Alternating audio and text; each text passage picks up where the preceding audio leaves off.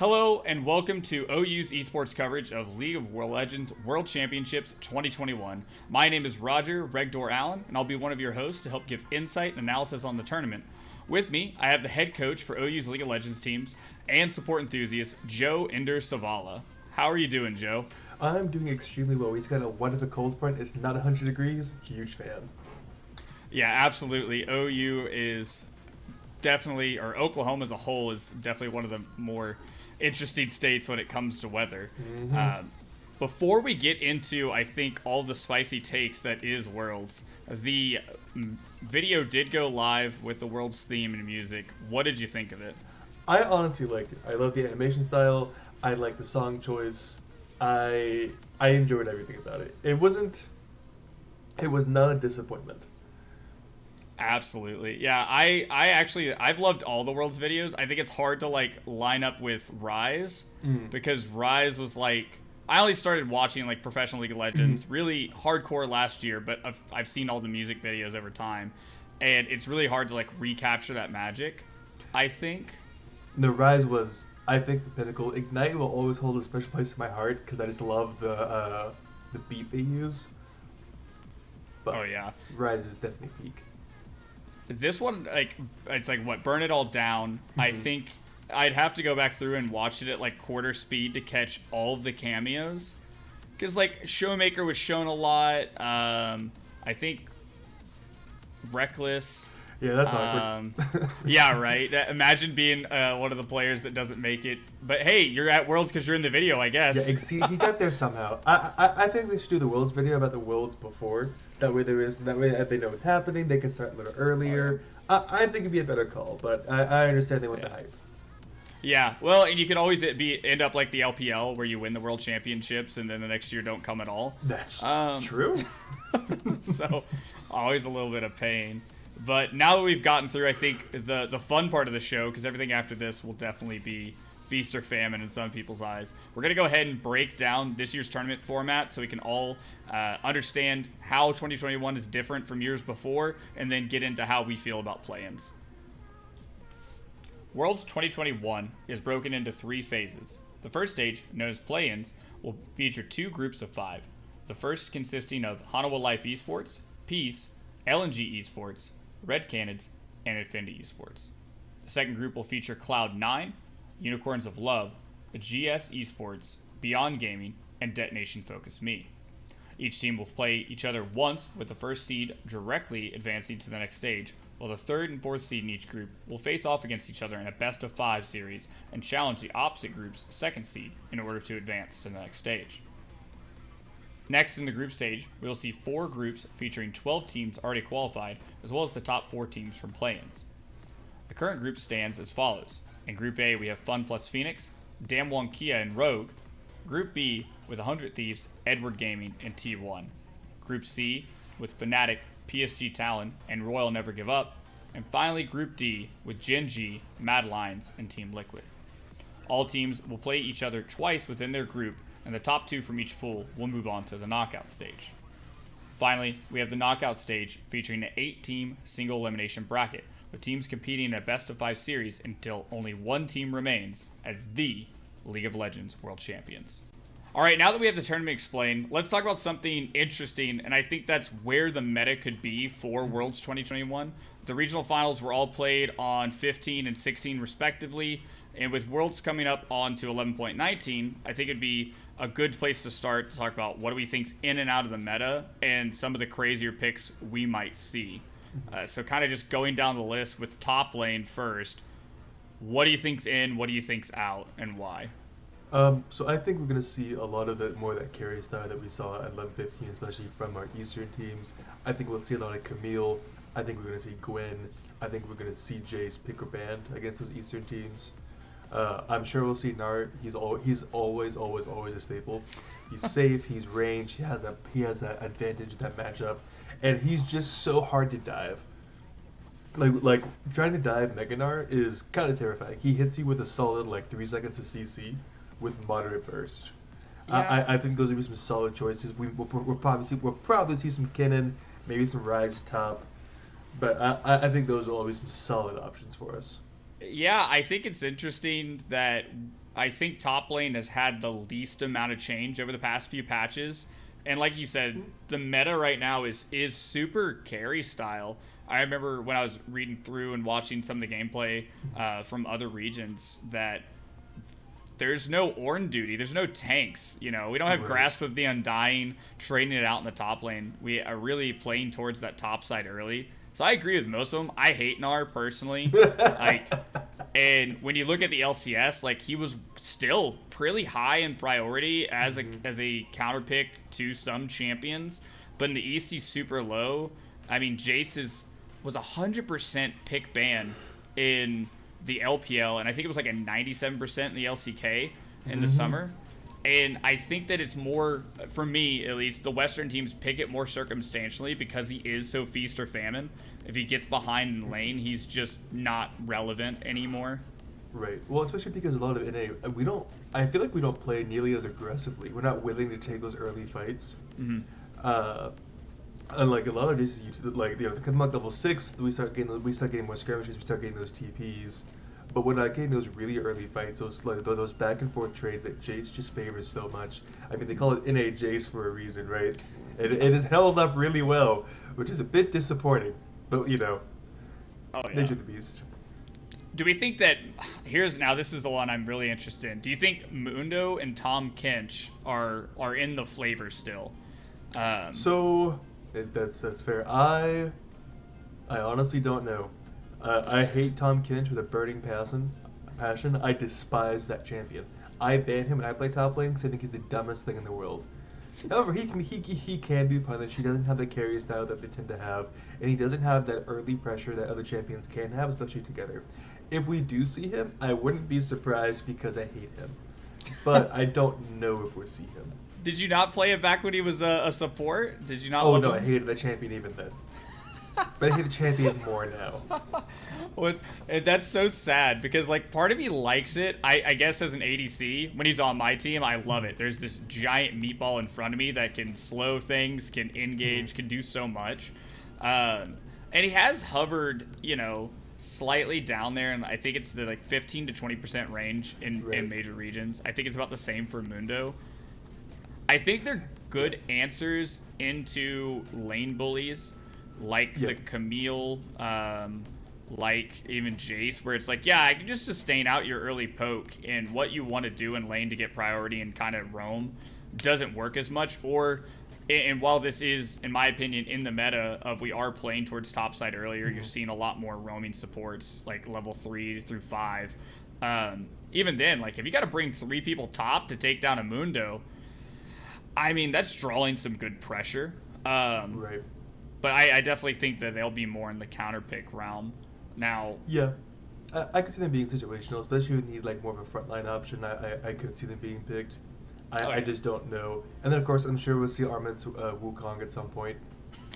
Yeah, there's definitely a lot of those like technicians out there that can just pull out that random pocket pick, and especially on the world stage is the best place to see it. Because you're either gonna make history or you're just gonna run it down. Well, you're gonna make history either way. You know, you just have to figure out which side you're on. Right.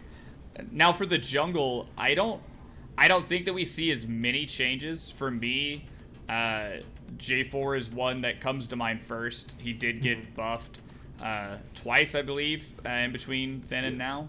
And for 80 options, where I think the pool, like I think the meta is favoring these 80 carries in the jungle that are this interesting piece between I could do the ganking jungler style and just take 2 camps and come and gank mid, or I could just power farm.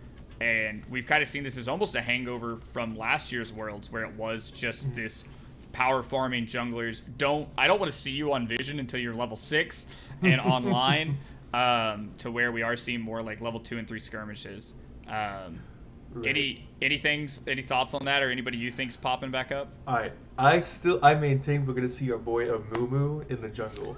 He is a solid flex pick between support and jungle. He had a 52% win rate on both in Plat Plus. I recognize that, you know, solo queue isn't pro play, but the champion has a huge amount of CC. He's a bit harder to shut down. I don't think we'll see him as much jungle, but having the option to flex him to that role, I think would be invaluable. I with the changes to Zinzou and Lee Sin, I wonder how often we'll see them, because I think Lee Sin took the biggest hit with that 2 base AD change, because he spams his abilities and auto attacks so often that really adds up over time. We'll see Lee Sin anyway, because the dude's a playmaking champion and people love playing him, but I think he'll be slightly less effective.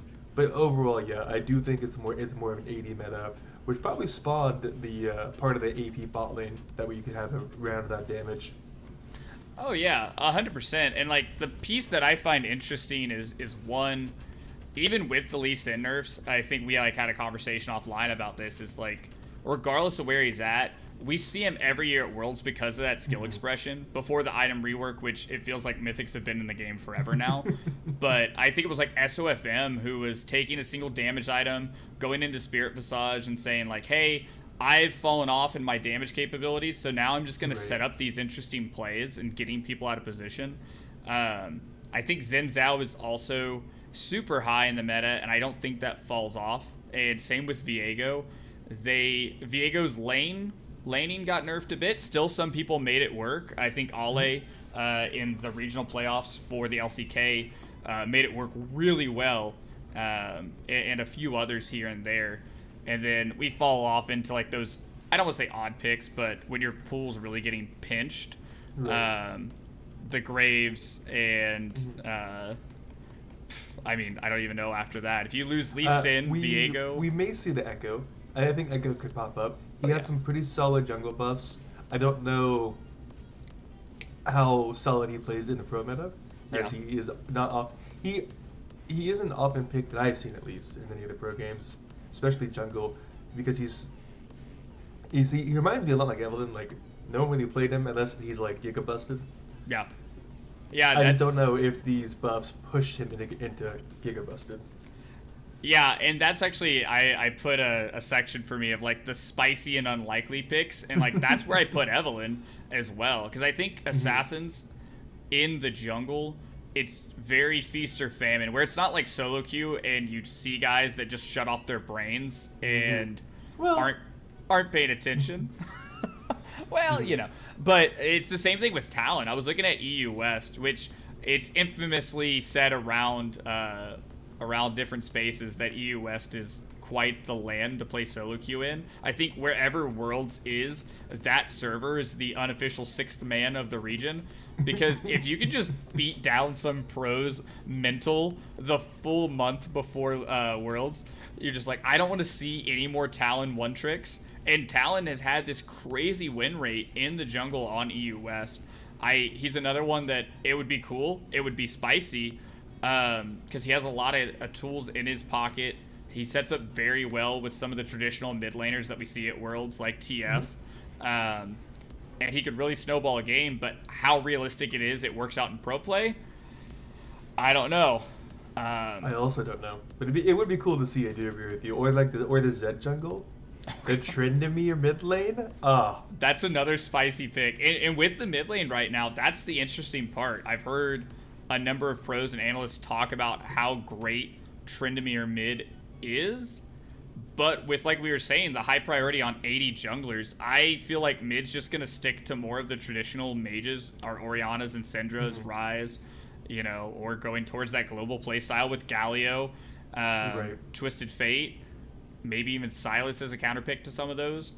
But I just don't see the window open from very many AD mids outside of maybe like the Aurelia, maybe a Graves if you're feeling spicy, Yone, anime battles. I don't know how much those will come out.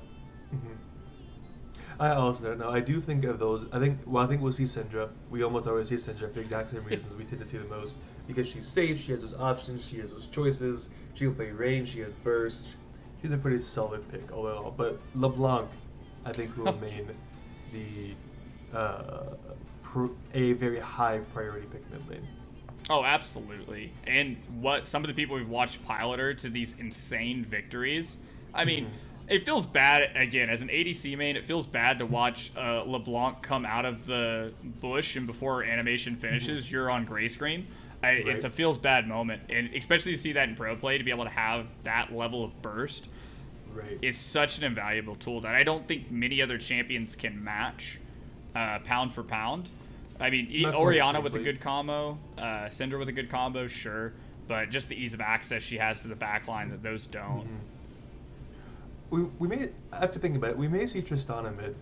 She tends to be a pseudo reliable, aggressive mid. Yeah. I think she may be one of the only other AD options, but overall mid is relatively unchanged from the patches before it. Absolutely. And we saw now some of the weird picks that I also had out there that I saw was like Kassadin. I think we saw Faker on Kassadin for a few games. And Azir. Yeah, and Azir. Azir is one that's the same thing. Is like, I don't get the hype around him where he's at in the meta right now in his scale, but his scaling's so good. And I guess if you want to play like a TSM Bjergsen back in the day, and it's like, I'll just sit under my tower, that's fine, and I'll get on 3 items, then I'll carry the game. Sure, but I think right now, like, you can't afford that as much with the priority on Herald, the priority for these roaming plays early. It's very hard to say, like, I'm going to pick that side of the matchup and choose to not contest the early game. Right. So Azir with some of the builds, or like even like the electrocute, actually has some early pressure. And Azir's also super safe. Like even like as soon as he gets level 3, he can play in the middle of the lane because with the streamer slide, he can get back to tower. It's one reason he is pretty popular with that. He does scale really well. We'll probably see the Quirky at some point.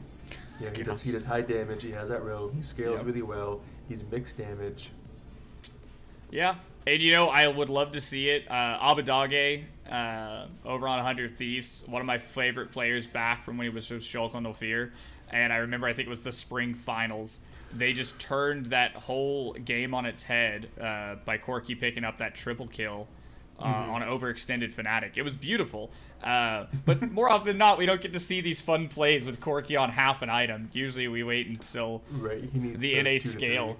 Yeah. Now, ADCs is interesting because I feel like, technically speaking, almost nobody's out of the meta. Almost nobody's unplayable.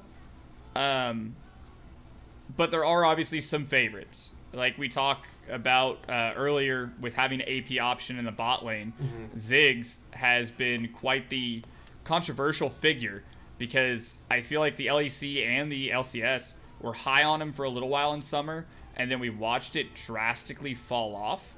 Whereas on the East, I mean, he's super high priority. I think somewhere up in the 80s in playoffs for both the LCK and the LPL. Right. What are your thoughts on, I guess, how Ziggs plays out, or why these teams may prioritize Ziggs, and then who you think's more so in the meta?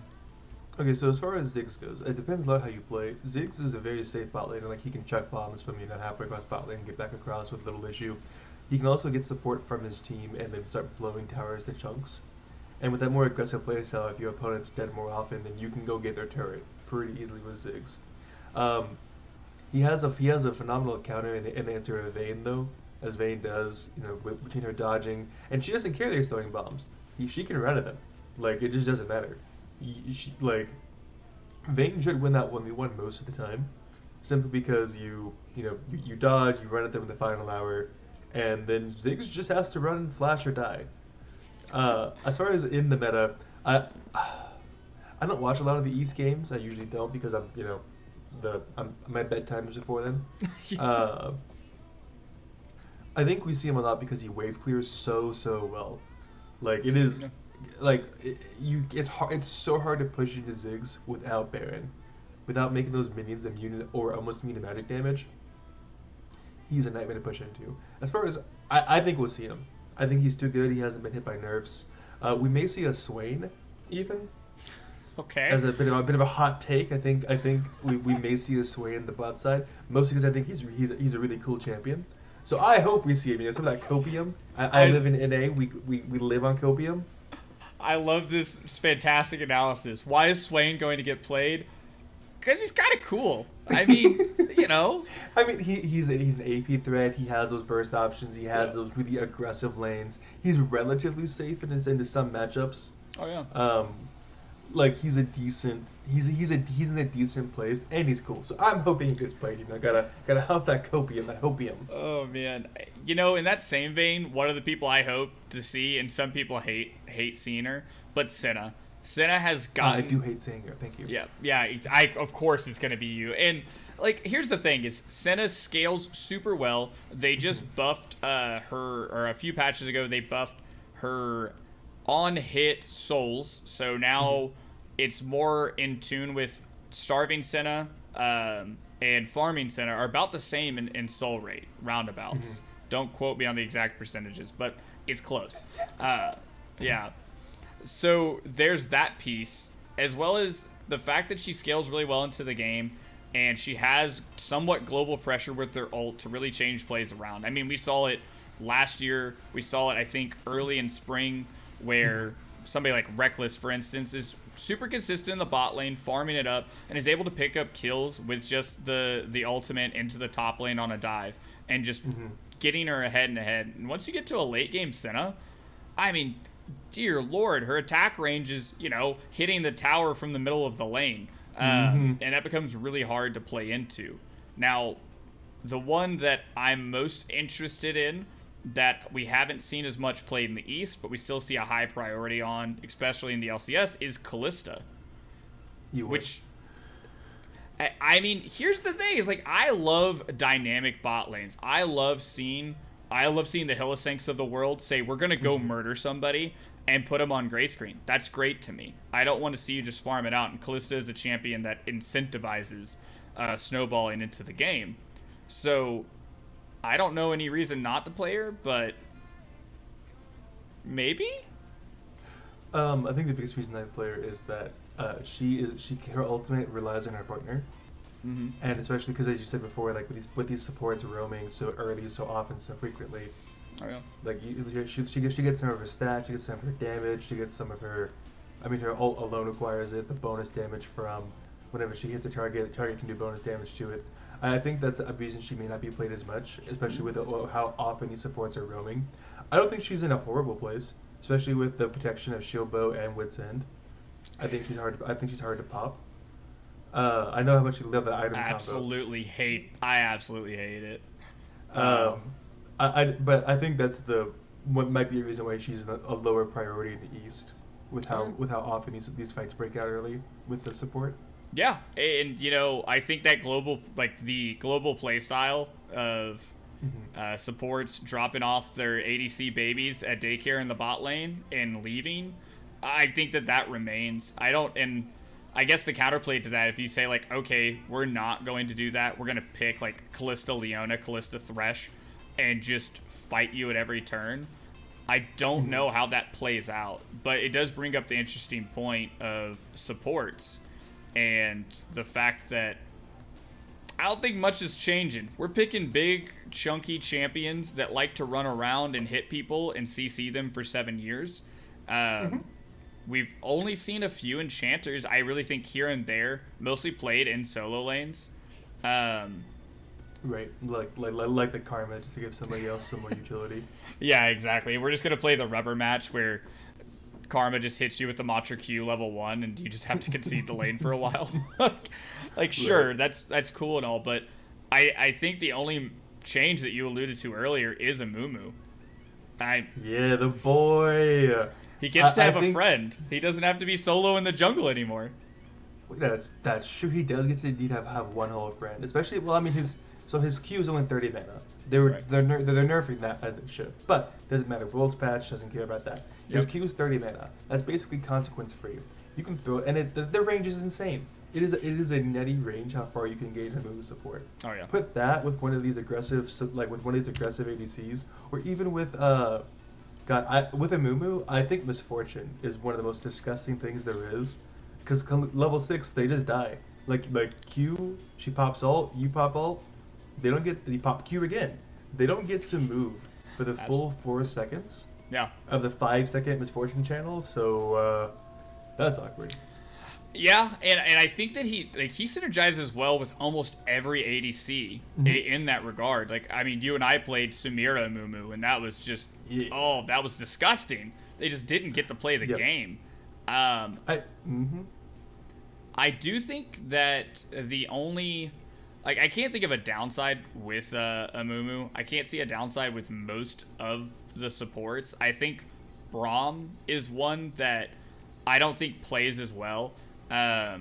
Overall, I think that he's somewhat circumstantial, whereas like Leona and Rel, for instance, Nautilus is very close to, if not just click and point or point and click CC, whereas Braum does need to have that follow-up off of the Q to get the stun down, which they do really. I mean, of course, they're professional players. If they can't do that, then might be an issue. Right. But and I think Braum actually does decently well into Amumu. Because Amumu is right in his face. Braum, he has to be by nature of design. So, Amumu all-ins, Braum pops the shield, blocks out the damage from his AD carry, and starts trying to stun Amumu. I don't think it's a horrible matchup for him, and I think the biggest downside to Amumu is he can't engage through minions, as opposed to Leona, as opposed to the Rel. Hell, even as opposed to the Nautilus level 6. Oh, yeah. Like, or Trundle Pillar. The Raken, the Rakan. The Raken. And I love Rakan, and he's another one that I have on my list of champs that will be played. It's really, I just don't think we're gonna see a lot of like Lulu Kog'Maw, like, or these safe scaling lanes, because of the fact that supports aren't as interested in the bot side of the map. They are more so roaming, like we talked about, levels like 3 through 5 in making plays with these aggressive AD picks.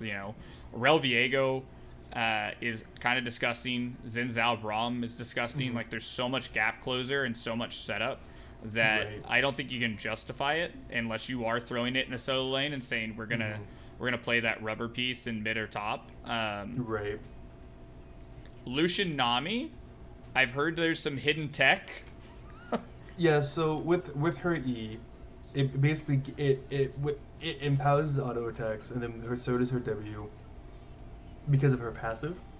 I don't know. It's so much damage. It's so quick. I think if we see like Nami, it'll be with Lucian specifically. Like I think it's like either red or blue side double pick. Yeah. Like, I feel like Nami needs Lucian. She's not in a bad place, but I feel like she doesn't stack up with some of the other supports. Oh yeah. But with Lucian, I think the damage potential is there. Yeah, Lucian's rework, I mean, gives him a lot more scaling. I think, if I recall, whether they said it directly or indirectly, I think it's trying to get him back into the bot lane and out. Well, they said it directly. Yeah.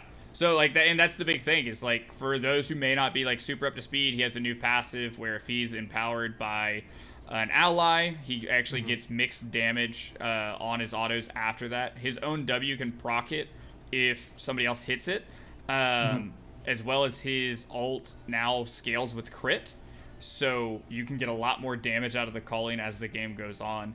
It's one downside, is the same downside as Vayne, is that he has baby arms. His attack range is so short, so trying to be like a professional football player is the best way I can put it, as a quarterback, and trying to stay in the pocket and deal damage is harder for him, especially in this engage heavy meta where you have so many things that can jump on you. It's kind of harder to do, and I think that's why we do see more Ziggs, the counter picks of Zayas, and things like that as the first pick. Yeah. And well, again, because Vayne come mid late game, she threatens to kill you in 3 hits. Lucian needs a couple. Yeah, he definitely needs to dash auto Q auto. Like he has to combo. He needs a combo. Whereas Vayne pops final hour, and then it's like, okay, we have 3 autos before this starts becoming a problem. This is now a problem. Yeah. Right. So now that we've kind of talked about like all the champions, what we think everything is gonna go, now it's gonna come to the part where people are gonna love us or hate us. Probably both. I think they're gonna hate us. That's fair. We're used to it. We play League of Legends, right? So true. So we're going to get into play-ins, and I think the best way we can go about this for everybody is we're going to go through Group A. We're going to talk about who's the ones getting out, a little bit about each team if you've maybe not watched some of the minor regions, and kind of how we see it shaking out. Then we'll talk about Group B, and then finally, for all those who may not remember the video from just a little bit ago, they explained how play-ins goes. It's unique in the fact that number 1 seeds are secured. They're going to go to the group stage. The second seeds, however, they're in trouble because they'll have to play against the opposite seed's winner between 3rd and 4th seed. So 3rd and 4th seed will play a best of 5 and then challenge the opposite group's 2nd seed, and that's maybe their ticket into play-ins. So keep that in mind as we kind of talk about this, because it can get super crazy. But starting with Group A, what do you think? What are some of your favorites coming out of it? Who are you most interested in? So most interested in a Group A. I mean, I think HLE and LNG are both like. I think they go. Like I think they're 1 and 2 seed one way or the other. Infinity, Peace, and Red are going to be the real fights. I'm really interested to see Peace because they have Vizicachi in the top lane. They have that experience. I'm hoping that it helps kind of keep them calm and that, because I mean, I've played LAN and that's terrifying enough. I can't imagine playing on a huge stage with so much pressure on my back and shoulders. Oh yeah. I really think having someone who's done it before would be a huge part of this. Mm-hmm. I think so. Like my favorite is Peace. It's a cool name, cool logo. I like Vizicachi, but I really do think it's going to be HLE and LNG both securing 1 and 2 seed. Mm-hmm. Absolutely. Yeah. Yeah, I think the interesting thing with this group is number one, unlucky to get the LCK and the LPL. Unlucky. Just talking on names alone, like, you know, what I'm most excited for in this group is LNG versus Hanawa Life, and that's game number 1 of play-ins. That is wild. You have Tarzan versus Chovy. I don't know if you're a follower of the Church of Chovy, but it's a big thing. And you know, kind of breaking down for each team, LNG has had some tumultuous pieces. They ended up getting in through the regional qualifier, and watching, you know, a lot of those games, like Ale and Tarzan are huge pieces of the puzzle. I don't think I've ever seen Ale on a tank. He consistently is being played towards and getting a lot done. And Iwandi has a lot to do with it as well. He is quite the roamer early. He happens to be at the right place at the right time and getting a lot done. And then you have Light, who is kind of quiet, but is able to consistently farm up. You find him on that vein on 3 items like you were talking about earlier. He pops final hour and people start going on gray screen. Their team fighting is absolutely nuts. Whereas on the other side of the coin here with Hanawa Life, I mean, Chovy and Deft are looking in top form after they ended the regular season in 8th place and just went through this gauntlet and said, we don't care about the percentages for winning. We're just going to win. I don't know why. They just decided we're going to play the Great League of Legends today. And one of the things like that made them so dangerous is Chovy. He changed his entire playstyle to a degree in the gauntlet, going to more of these global style champions and playing a more supportive role for his team. I remember there's a video out there of him getting Emperor divided by Azir, and he buffered it with the dash on Galio.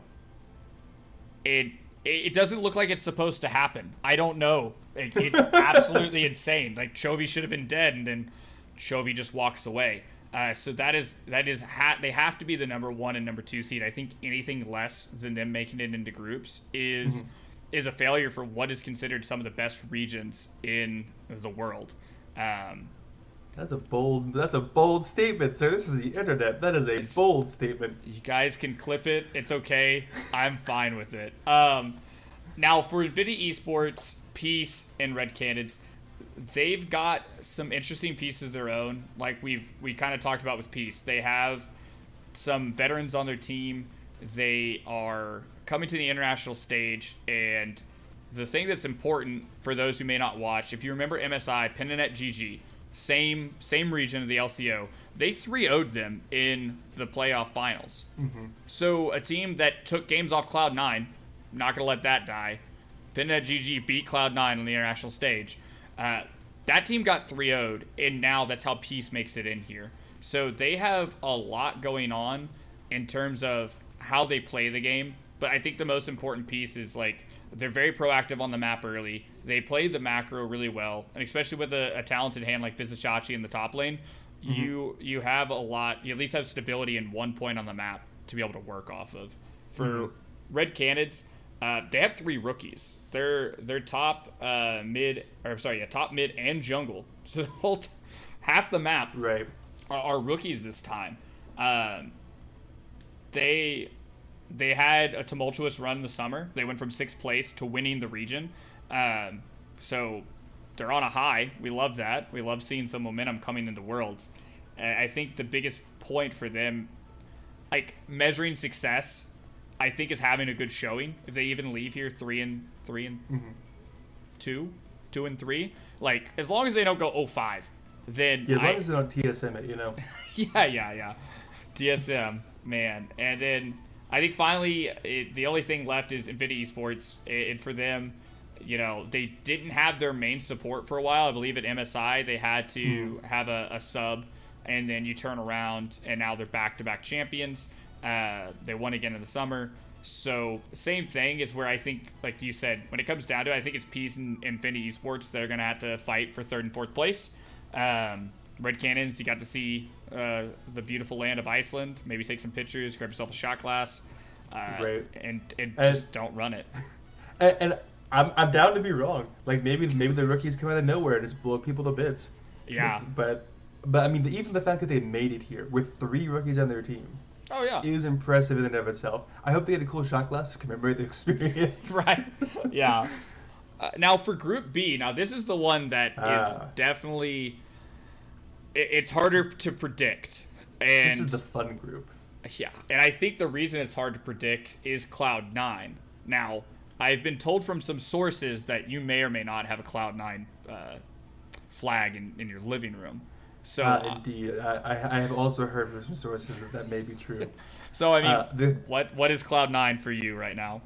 Cloud9 was a free cool poster. It's this huge flag that you can actually like put on like a full-on flag. It's like a metal rings in it. It's phenomenal. Best $20 I've ever spent. As far as Cloud9 in general, I really like them. I enjoy the organization. I like how they do stuff. However, they have a history, in general does, of doing well at LCS and doing okay at MSI, and then going to World and just kind of having a bad time of it.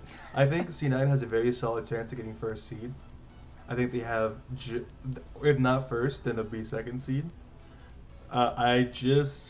They just have to they have to perform as expected. They don't have to like go above and beyond and win and get into the group stage, but they can't underperform. They can't just give up. They can't play to not lose. They have to play to win. Absolutely. Well, and if there's anything the LCS is known for, it is playing not to lose. I'll come at the LCS in this regard, because that is the thing, is that you only have consistency in 2 positions for Cloud9, in Fudge and Vulcan. Fudge has been consistently getting better and better. MSI was like his coming out party of like, I am a professional top laner, and I'm a needed part of this industry. Don't take this the wrong. Don't do this. No, I didn't say anything. I didn't say anything. So. My biggest thing is like Blabber hasn't looked nearly as strong ever since he was the spring MVP. They did take 1st in the LCS, and then we went to MSI and things kind of went downhill. And I attribute a lot of that for C9 to a meta read. I think that they were a little ahead of their time, going towards these 80 option junglers, prioing Varus as 1st pick. And a lot of these things that we saw come to fruition later on down the road, but because they were ahead of their time, it just didn't work as well. The execution wasn't there. Exactly. And a lot of that is going to come down to Perks for me. If Perks shows up with his hat on ready to play, vice. If he shows up in the bright lights, just have him off his game. I don't know which. And that's pretty bad when, I was a big LEC fan and I loved Perks on G2. And it's not the same form. Maybe he gets back to it, being back in his EU West roots. We'll see. So the rest of the teams, because we know, we feel like if Cloud9 shows up versus Cloud9 showing up, they'll pull 1st or 2nd seed, sure. But for the rest of them, do you have your eyes on anybody else or anyone you want to make comments on? So my next team from there is Beyond Gaming. Yeah. I mean, I'm just thrilled, like. I think they're one of the coolest teams to get this far. Oh yeah. I really think if anyone Unicorns of Love, don't get me wrong, Unicorns of Love is solid. They do pretty well. They have their moment. They're a staple. They're a staple. I'm not as familiar with GS Esports or DFM, but Beyond Gaming is the ones I think have a solid chance of getting the first, if not first and second seed. Yeah. Personally. Yeah, well, and they're definitely my favorite too, and that's for one reason, that is Doggo. If you're unfamiliar, I don't blame you, but if you go into the Wayback Machine and you go to MSI, he actually was the ADC for PSG Talon due to similar issues as we talked about with one of the other teams. They just, main support couldn't get there, so he ended up playing for them, and he had this tremendous, nearly 1v5, like, pentakill in a professional game on stage. ADCs like that make me love the game, very similar to Danny in playoffs in the LCS. With that unofficial pentakill, just putting the team on its back and making it happen. I think that they have a tremendous showing. And as the second seed from the PCS, we could have two teams from the PCS, two teams from the same minor region in groups, and I'm all about that life. As you guys as you kind of talked about, like, Unicorns of Love is continuously a staple team from their region. And they do a lot of great things, and it's hard to underestimate them. But at the same time, there's nothing that really stands out for me. I think they play very standard League of Legends. They're a standard kind of organization. GS Esports representing the TCL. It's important that the TCL is pretty dang good. I mean, now given they haven't made it out of play-in since 2017, their region's held victories over the LEC. They've held victories over the LCS. They've beaten some major region teams, so they're by no means punching above their weight class in this group. And then Detonation Focus Me from the LJL, they're touting to have the best players in every position. This is your all-pro team at Worlds, and they have been known in years past as well to be able to take down these giants of the LCS, the LEC. So it'd be really interesting overall. So now as we kind of frame this, we kind of got our ideas of number 1 and 2. So we're saying, for me, LNG is number 1, and then Hanawa Life would be number 2 from a Group A. And then for me, I think Beyond Gaming is going to go over Cloud9. I think they'll be the number 1 seed. And that's fair. So, and I think they will, and here's why.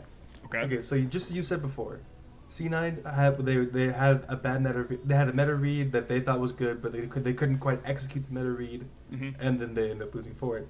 Worlds is 4 patches after we see any kind of teams play. So much of Worlds, I feel, is how well you adjust to the Worlds meta.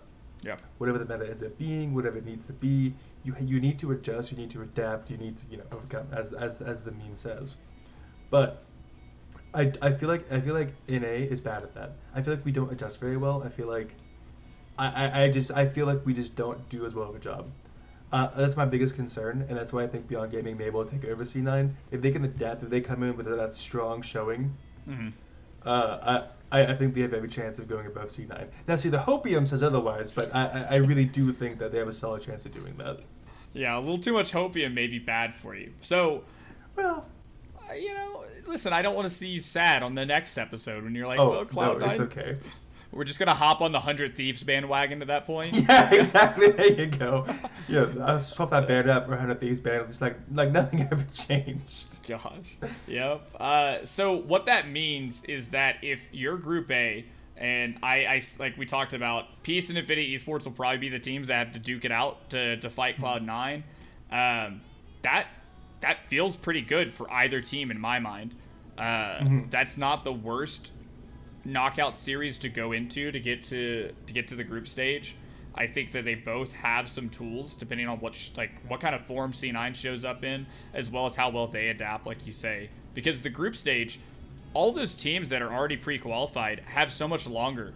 They get to watch tournament games, they get to play more solo queue and scrims and continue to define the meta, while as play-ins are just going by the seat of their pants. They're going by what they thought beforehand, and they're going to be playing the games that group stage is going to look at and be like, yeah, we got the meta read right, or no, we need to go back now. Right. Whereas on the opposite side, like, I don't see any world where Hanawa Life loses. Yep. I just don't. And maybe that feels bad if you're a huge Unicorns of Love stan, but I'm sorry, man. that's Chovy in depth, and it'll take a lot for me to bet against him at this stage. Don't get me wrong. We come to the group stage, I'll have a lot stronger opinions about people beating the LPL and the LCK. Right. But for now, it's hard to say otherwise. Yeah, I do feel like if HLE does get second seed, I feel like Group B is just done. Like, I don't think they can overcome it. Okay. I just think that's just a nasty, solid team. Absolutely. And that's the thing, too, and it's kind of like a final point to this to say is that this is best of ones up until the end, where they'll play these best of fives to determine who gets into groups at the last piece for the third and fourth place, and then against second place, the opposite group. But anything can happen in best of ones. Mm-hmm. You could beat Hanawa Life in a best of one. Maybe it's only 1 out of 100 times, but you could do it. Whereas when you get to a best of 5 format, their coaching ability to adapt and turn things around. We've watched plenty of games end in that 22-minute blowout, and then the very next game, they've got the perfect game plan, and they just turn the game on its head. So, like, very important to understand that best of fives is different territory, and that's what makes these teams so scary, is their ability to adapt on the fly. Yeah, nope, 100%, and that's why I think the best of ones will be fine for the our rookies coming in. Yeah, I think those best of fives will be the real test for any of the new players. Because I mean, I've played in best of fives in like casual tournaments. They were a nightmare. By game 3, I'm just like, please someone win. I don't even care who wins anymore. Yeah. Just somebody win. You know, it's like they say in interviews where like pro players will say like, yeah, a lot of the times if you just see a random play happen where it looks like somebody just like fell asleep at the wheel, it's because they were bored. And they just wanted to do something. So they just started a fight. And it's the same thing in best of 5 formats for me too. Whereas like as an ADC, I'm just sitting there like, how much longer do I have to farm until something happens? You know what? I'm just going to Gale Force and see what happens, guys. All right, we're doing it. Like, maybe not the best play, but it makes stuff happen. It makes it interesting. So it's like our final comments. What is something you're looking forward to here in the play-in stage? Like, if there could be one thing besides Swain getting picked as an ADC, what is it you'd be excited about? I want to see diversity. I don't want to see the same 10 champs, the same 20, like the same 20 pick bands. I'm really hope. I feel like we have a wide variety of choices. Mm-hmm. I'm hoping we see a lot of diversity. Like, I want to see these cool champions. I want to see these cool plays. I want to see these teams come in with these out of the wall, just crazy choices. Like, I want to see that. That was my favorite part of Worlds, like, watching it, especially pre-COVID, before, like, everyone started, like, trying to figure out how they're going to get anywhere, was coming in and watching these teams just like, yeah, we're going to do that. Is it going to work? Ooh. But when it worked, oh, man, did it work. Yeah, it's like, what was it in the LEC where they played Sion Senna, and she puts, puts the W on the minion and kick it into him? That was so great. That's, like, moments like that. It was 4 kinds of great. Yeah. For me, I think my biggest thing that I'm excited for is number 1, Doggo. Again, I will strap a rocket to the moon for this guy. He is just phenomenal to watch. He has great game sense. It's somebody that I think is going to be a force to be reckoned with. And then outside of that, it's just all these amazing like matchups we get to see. Like I said, Tarzan versus Chovy, day 1, game 1, is phenomenal. So I'll be really excited to see, as the international teams start to clash, that we get to see something completely new and matchups we've never seen before. So, and it's great because it's in Europe, so it's closer. It's not like last year where I was up at 3 a.m. Trying to figure out my life. Is Iceland in Europe? Yeah. Yeah, Iceland's a part of the continent of Europe, yes. Did you know that I got a C in geography in high school? Oh, God. Okay, guys, so maybe take our opinions on League of Legends, but anything fundamentals to school, let's just chill on that one, okay? Yeah, we'll just move past that.